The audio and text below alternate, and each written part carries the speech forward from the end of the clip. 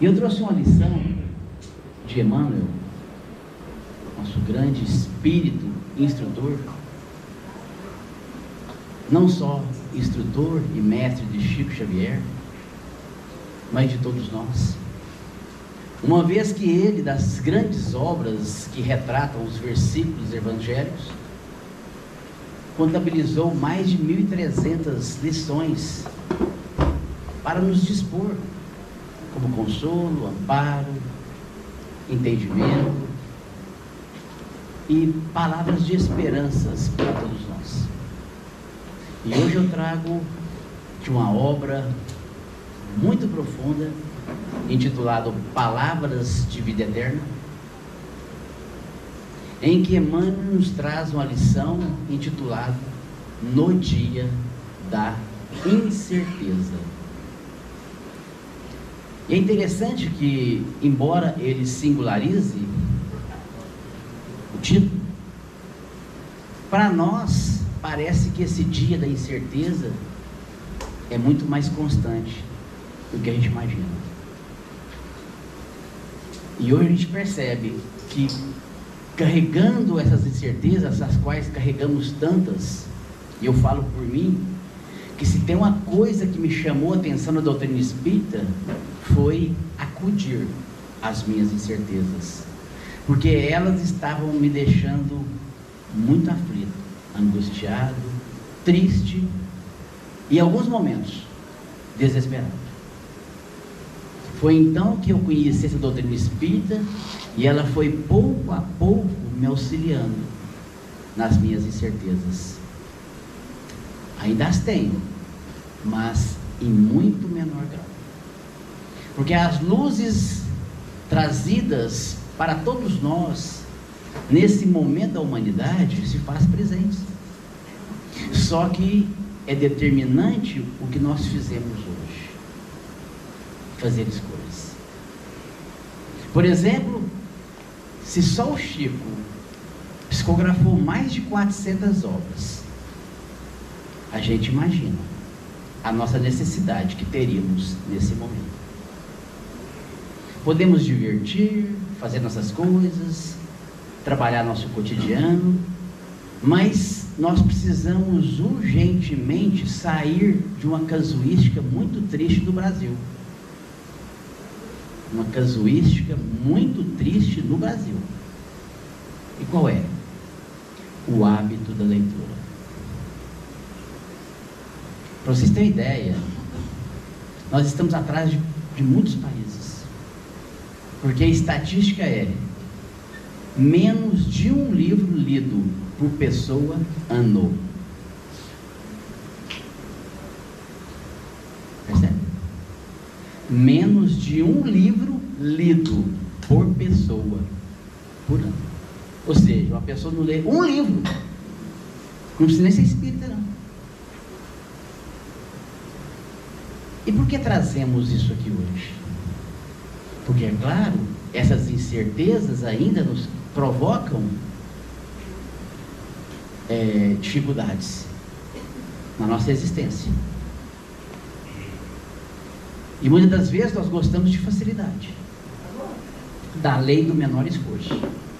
Mas é chegado o momento do despertamento, porque eu trouxe uma obra intitulada Caminho, Verdade e Vida. As lições aqui contidas são de uma profundidade muito grande. E muitos de nós carregando incertezas, que as respostas estão aqui.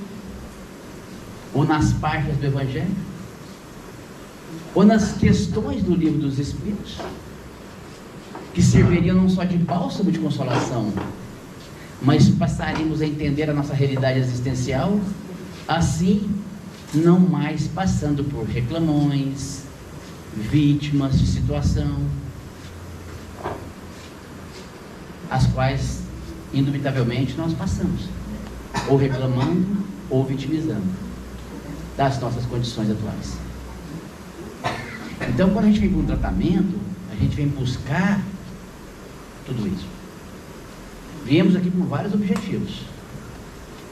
uma conversa fraterna, um passe, um encaminhamento para um processo de saúde, tantas coisas.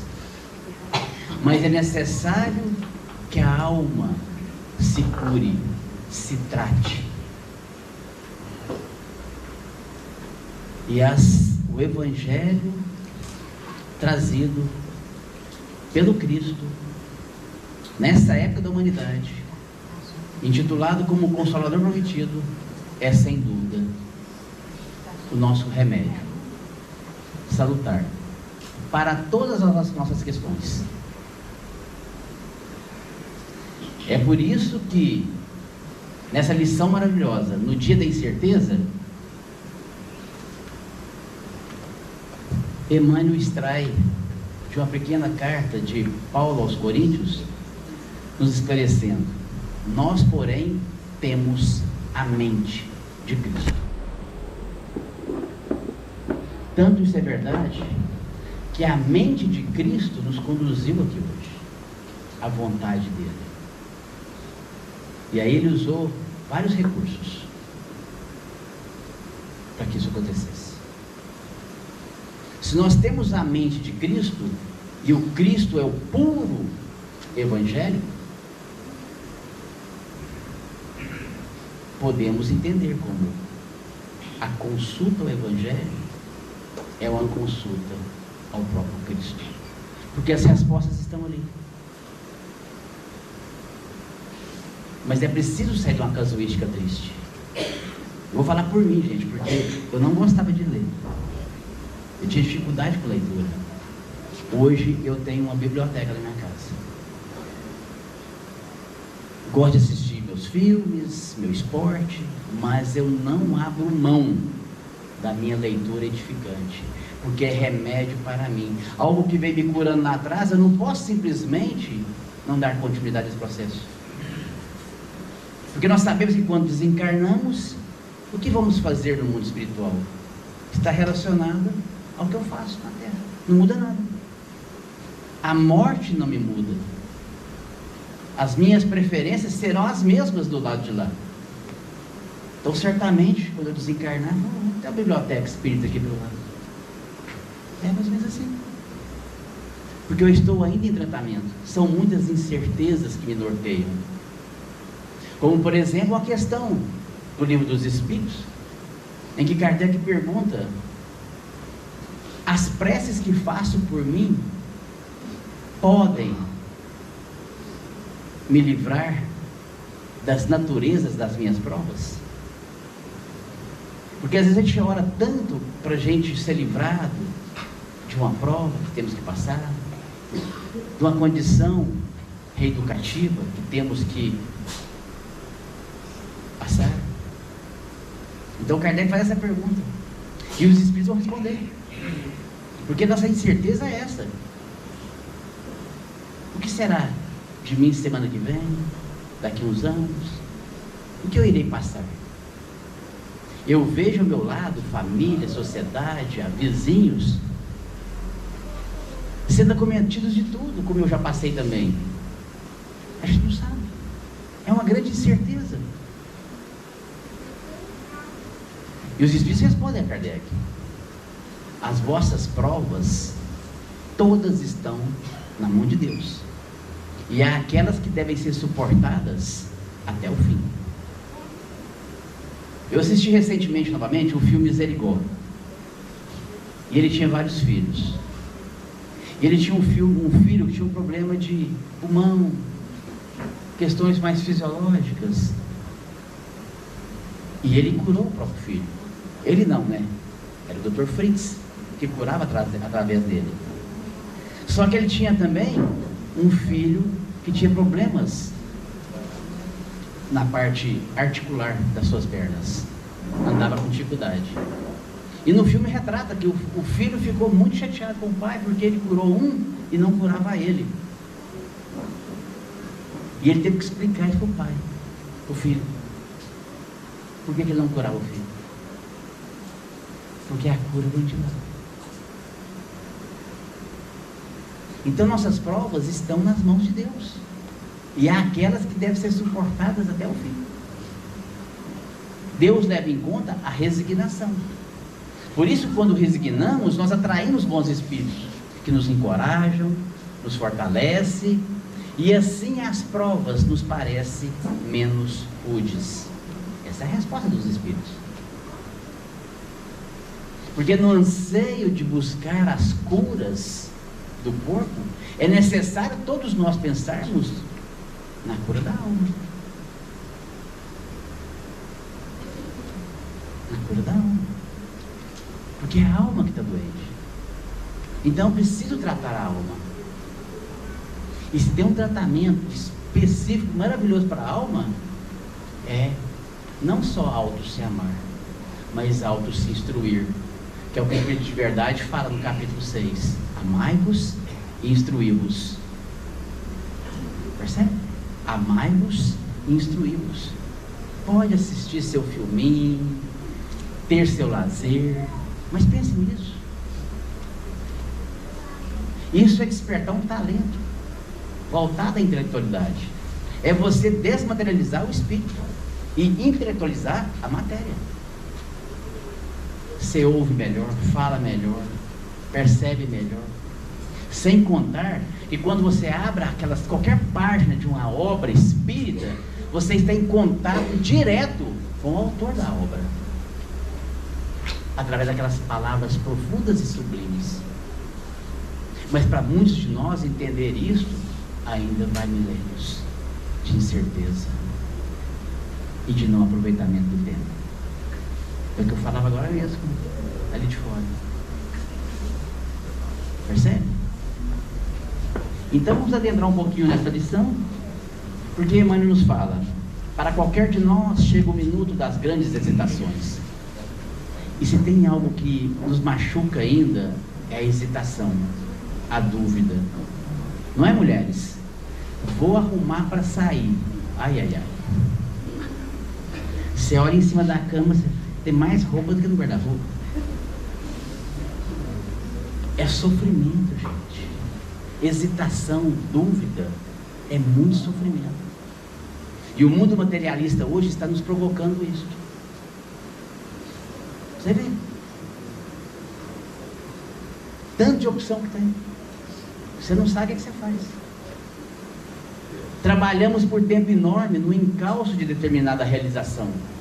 E eis que de pronto todo o nosso esforço parece perdido. Isso acontece muito com a gente, com incerteza. Você não sabe que o que você trabalhou a vida inteira vai gerar os frutos que você esperava. Uma coisa eu tenho aprendido: é Deus que transforma, que faz florescer. Buscávamos diretrizes no exemplo de alguém que aceitávamos como possuindo bastante virtude para guiar-nos a vida. E eis que esse alguém falha desastradamente. Isso acontece muito.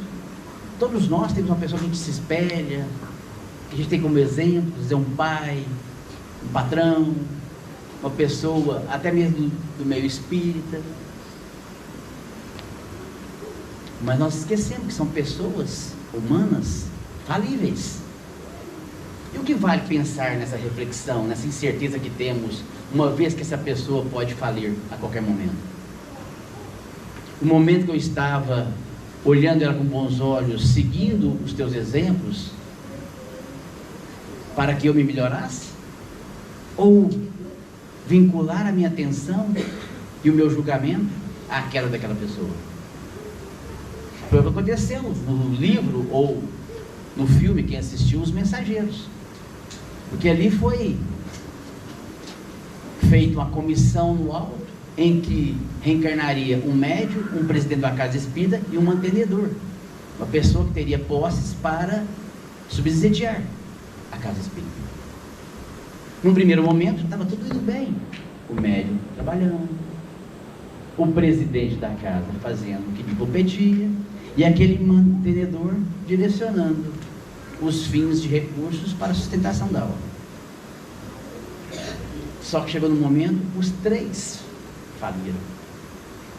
Eu vou apegar o lado bom, ou vou julgar e condenar a queda de seres imperfeitos? É isso que Emmanuel está trazendo para nós, que é uma incerteza. Você está seguindo, você não sabe se aquela pessoa vai constituir uma queda. Contávamos com certos recursos para atendimento a compromissos diversos. Isso aqui é profundo, gente. Contávamos com certos recursos para o atendimento a compromissos diversos. Toda quarta-feira você vem aqui munir de recursos morais, intelectuais, espirituais, emocionais, psicológicos. Por isso que um tratamento desse é muito fundamental. Porque a maioria acredita que guardou esses recursos que aqui recebeu. Só que na hora que chega o compromisso diverso por quê? É um compromisso ligado à paciência, ao perdão, à indulgência, à misericórdia, à temperança, à prece. Aí você pensa, nossa, cadê aqueles recursos de quarta-feira? Uai, eu achei que eu estava bem com a minha sacola de recursos. O meu carrinho, né? O carrinho, quando você compra na internet, ela põe um carrinho. Eu achei que estava cheio. Por que eu estou dizendo para vocês? Porque nós não temos certeza se diante da prova que nos espera, o recurso que veio aqui vai se fazer presente para eu executar. Ou seja, praticar. Por isso que nem sempre intelectualizar é manifestar o intelecto. Porque muitas das vezes na hora da prova a gente se perde. Percebe? Então é incerteza. E aí pede o mestre o que Jesus pediu para nós no sermão profético: aquele que perseverar até o final, até o fim, será salvo. Portanto, se você veio aqui buscando um tratamento único, que disponibilizasse você de maior qualidade de vida lá fora, eu vou te dizer algo que às vezes pode até te contrariar. Tratamento espiritual no patamar dos espíritos que compõem a humanidade é para a eternidade. É para sempre.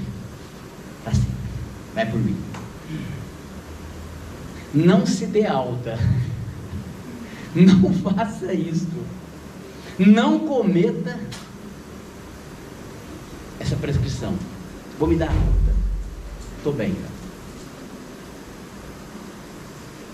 Está bem demais para cair de novo. Percebe? Estou falando por mim, viu, gente? Fica tranquilo.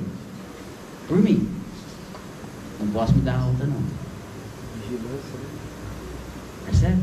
Porque Jesus já te colocou num lugar para ir trabalhando as suas incertezas, te fortalecendo, te fortificando. Por que o Chico teve a oportunidade de ser curado várias vezes e ele não quis? Falei, não, isso aqui é expiatório, eu necessito dessas chagas, e se eu curar essas, hão de me aparecer outras, e essas aqui eu já acostumei com elas, e são elas que me fortalecem, está no caminho. Percebe? Está dizendo para nós, irmão, porque é uma incerteza. Será que eu estou munindo aqui, guardando esses recursos para quando a prova, por exemplo, do perdão, da misericórdia, da paciência chegar, eu estou habilitada a utilizar esses recursos? Porque eu já tive tantas frustrações. É mais ou menos assim, nossa, eu acabei de falar essa palestra, acabei de falar, estou sendo sincero. É assim. Retínhamos elementos valiosos que nos garantiam segurança e tranquilidade, e por circunstâncias inelutáveis nos vemos privados deles. Quantos pais se agarram nos filhos, ou no trabalho, na conta bancária, no título, no poder, e quando você vê, privados deles. É uma incerteza. É uma incerteza. Por que Emmanuel traz essa lição para nós hoje? Porque nós estamos ainda na Terra, ainda muito presunçosos, de autossuficiência, de certezas que não são certezas concretas, porque a única certeza que a gente tem é a morte. E agora já aprendemos outra certeza, do Espírito imortal. O Espírito é eterno. E aí Emmanuel nos diz: por dentro a ansiedade, por fora a consternação. Não nos sintamos, porém, sozinhos, dispomos da mente de Cristo. Roguemos a Jesus caminho e sustento. A hora da incerteza é, sobretudo, a hora da prece. Quando a sombra chega, é momento de fazer luz.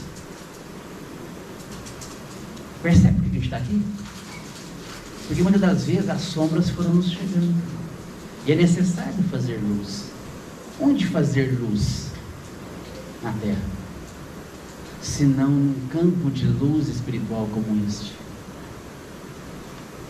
em que a palavra trazida por mim e por tantos outros é luz espiritual aos nossos corações. Nos tiram a cegueira, aquela sombra que nos deixa enceguecidos. Trabalho do Cristo nos conduzindo todos aqui. Então, eu trouxe uma obra aqui para a gente aprender com ela. É a lição 43 do Caminho, Verdade e Vida, intitulado Consultas. E Emmanuel extrai aqui daquela situação que Jesus foi chamado para dar uma consultoria num caso de um apedrejamento de uma mulher adúltera. Deixa eu perguntar para vocês aqui, eu sei que vocês devem ter alguns casos complicados aqui, difíceis, que tem gerado sofrimento, mas tem algum caso aqui semelhante a um apedrejamento de uma mulher adúltera? Tem? Será que tem aqui?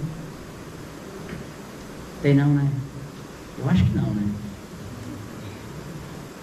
Então Emmanuel vai fundo aqui para a gente ver que os nossos problemas são passíveis de solução. E na lei nos mandou Moisés que tais mulheres sejam apedrejadas. Tu, pois, que dizes? Perguntou para Jesus, uma consultoria com ele. Era um caso de apedrejamento em praça pública, porque era da lei de Moisés apedrejar a mulher adúltera. Pediu consultoria para quem? Jesus. Referimos-nos ao fato para considerar que semelhantes anotações convidam o discípulo a consultar sempre a sabedoria, o gesto e o exemplo de Jesus. Por vezes eu me passei por isso. Eu tive várias surpresas agradáveis. Em situações muito difíceis, você fechando seus olhos, elevando seu pensamento a Jesus. Jesus, se eu tivesse aqui, o que você faria? Nessa situação, o que faria você, Jesus? Vocês já experimentaram fazer isso? É isso. Ao discípulo consultar sempre a sabedoria, o gesto e o exemplo. Se a gente se perguntasse o que Jesus faria, a gente descomplicaria 99% da vida da gente. E continua Emmanuel.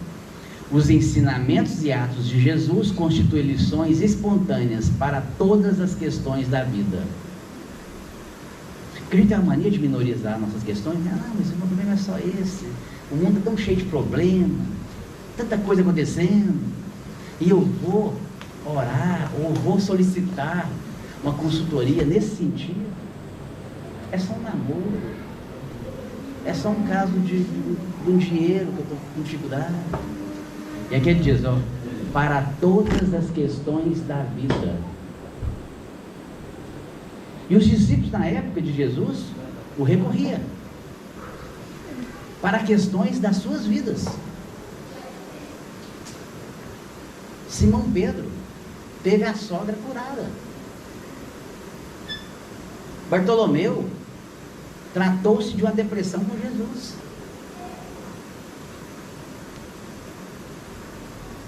Jesus, porém, fornece opiniões decisivas e profundas. Quer ver o exemplo? Que Emmanuel pega? Tu, pois, dizes, o que dizes, mestre, sobre o apedrejamento dessa mulher adúltera? Vocês lembram o veredito? A consultoria? Atira a primeira pedra. Quem nunca pecou? Pronto. Deu a consultoria.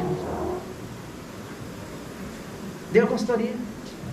Opiniões decisivas e profundas, que às vezes é o que você está buscando na sua vida. Ah, se eu tivesse o caminho, verdade e vida daí em casa para ler. Ah, se eu tivesse essas obras. Ah, se eu tivesse isso. É possível. São obras que não são caras e vale a pena tê-las.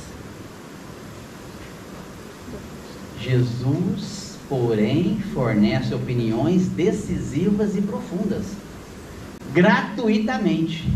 0800. Percebe?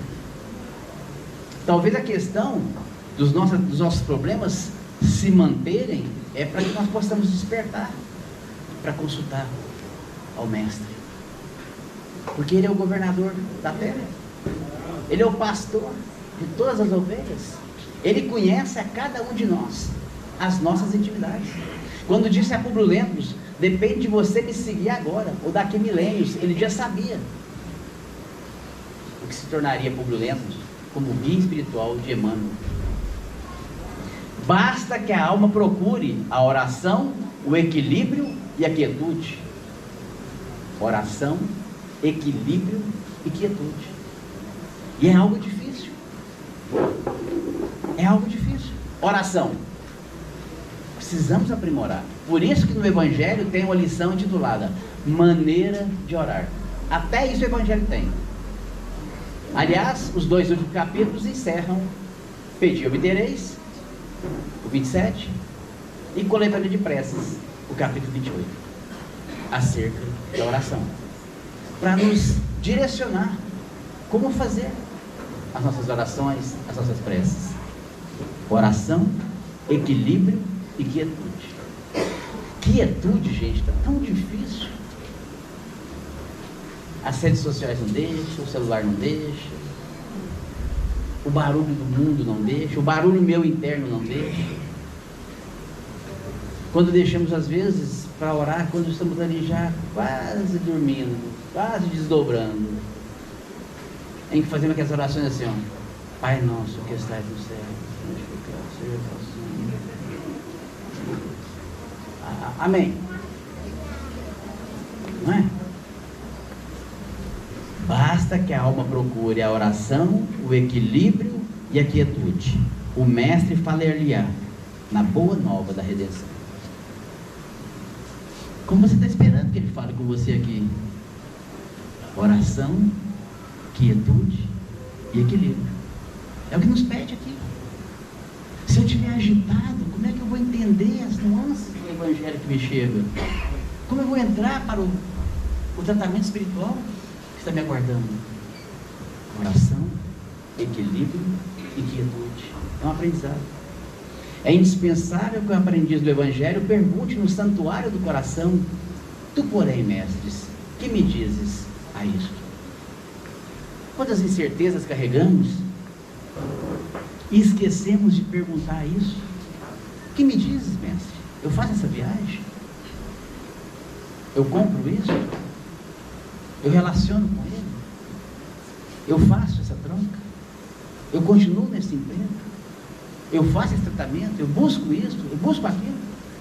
O que me dizes, mestre? Porque nos achamos tão longe deste que nos conhece na intimidade, em que pode dar uma orientação ali decisiva e profunda, como no caso de um apedrejamento de uma mulher adúltera. Só isso que ele falou. Olha a decisão e a profundidade. Atira a primeira pedra. Quem nunca pegou? Você resolveu a questão? Estava todo mundo com as pedras na mão já. Perguntaram para ele: dá uma consultoria para a gente aqui, faz favor. Atira a primeira pedra. É isto que está faltando em nós? A minha época de católico, quando eu aprendi aquela fala que eu achava bonita, né? Jesus sentado à direita do Pai. Sentado à direita do Pai? Sentado. Eu acho que Jesus não está com tempo de sentar, não. E para finalizar, eu vou contar uma história para vocês entenderem a noção disso. De Luca, um grande expositor espírita, Congresso Espírita de Uberlândia, aqui no Centro de Convênio, ele perguntou assim para quase 3.000 pessoas que estavam ali naquele salão: vocês têm noção do tamanho da sua aura? Aura, que é o campo energético. Eu olhei para mim assim, deve ser milímetro, né? Se tiver. Pois é. E a aura do Chico? A aura do Chico Xavier. Aí ele contou um caso interessante. Na Casa da Prece em Uberaba, fazia-se aquela fila quilométrica para passar pelo Chico, né? Todo mundo queria pegar na mãozinha dele, sentir seu perfume, ter os seus olhos vibrando o magnetismo para todos aqueles que passavam por ele, né? E a uns bons quilômetros de distância iam 2 mulheres, e ali elas conversavam, amenidades. Uma virou para a outra e falou assim: nossa, você viu o Chico? Como é que ele engordou? Não, engordou demais. É mesmo? É, está parecendo um sapo. E foi seguindo até chegar no Chico. Já estava muito longe. Aí chegou no Chico, naquela humildade: boa noite, tudo bem com você? Jesus abençoe, tá? Dizer uma coisinha para vocês, assim, de muita humildade, muita simplicidade. Ó, sapo é uma criatura de Deus também, viu? E ele contou isso no congresso, gente, mas não tem quem assim, não ficou assim perplexo e levou todo mundo a ficar sorrindo, porque a hora do Chico era essa. Ele alcançava as pessoas à distância. Aí ele faz a grande indagação: imagina a aura do Cristo. Porque nós andamos nessa existência com essa percepção que Jesus está no céu, sentado à direita do Pai. Não, a mente de Cristo está em nós. Por isso que no dia da incerteza, Emmanuel nos traz, extraído de uma carta aos Coríntios: nós, pois, temos a mente de Cristo. A mente dele está em nós, nos conduzindo, nos orientando, nos direcionando. Basta que a alma procure a oração, o equilíbrio e a quietude, e pergunte no seu íntimo: tu, mestres, que me dizes a isto? Irmãos, muito obrigado pela atenção de vocês e um excelente tratamento, porque Jesus os trouxe aqui porque a mente dele está em cada um, encarnado e desencarnado. Que Jesus abençoe. Muito obrigado a todos.